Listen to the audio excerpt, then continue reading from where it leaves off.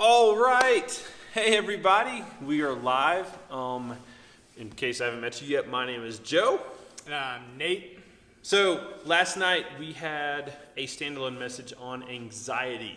And Nate, you taught that message. Yep. And so what we want to do for just a couple minutes is we want to give you guys a short little 2-minute recap of what the message was about last night. That way you can, have a good reminder and kind of get caught up on what we talked about. So, Nate, what part of the Bible were you teaching from last night? Yeah, so last night we were in Psalms 56:3 specifically. Okay. So basically what it's about is it's a song of David. So this dude liked to sing songs.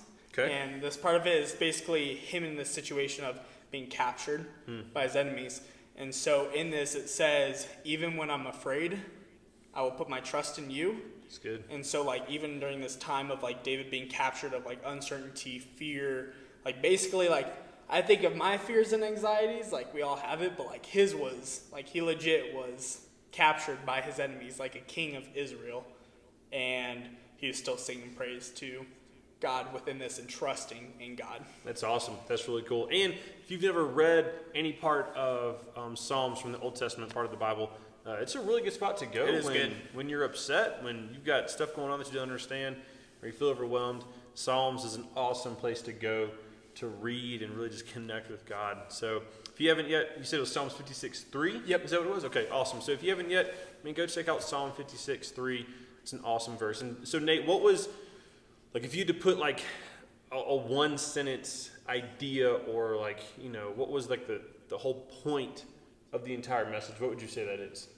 That God gives us tools to handle our anxiety. Okay. So now, can you give us some examples of that? Yeah, so basically, at the end of the night, I kind of wrapped it up into different points. Obviously, I think there's a lot of us that have dealt with anxiety before and stress. Maybe, anxiety is the peak, it's hard. Then there's stress. I think we've all probably had stress in our lives. Anxiety is a little bit worse, but so it's basically talking about the end points of there's that side of us that maybe you haven't dealt with anxiety or stress to the level others have. But I think we still all know someone that does. And so there's basically multiple points. I'll try to remember all of them, but one of them was just helping that person to seek advice and wise counsel from adults, small group leaders. And that goes for the person, if you're dealing with anxiety, and if you're trying to help someone with anxiety, because there's professionals out there that have done a lot more school than I have, that have done a lot more schooling. This is specific to them. So there's absolutely no shame in seeking professional help at all. Nope. There's plenty of people who need help with physical injuries, and why would you not get help for something that's emotional or mental, like anxiety? Yep. So, I used to hate the idea of going to a counselor because I used to think there was a problem within me. Yeah. But you go to a doctor if you get hurt. Yeah, exactly. And so it's definitely okay if you're dealing with that kind of amped up anxiety. Definitely talk to somebody. If that hasn't left for a while, that's definitely a sign to go get help or push someone to go get help. Awesome. Well, guys, if you haven't yet, make sure you go watch Nate's message from last night. It's on our YouTube channel.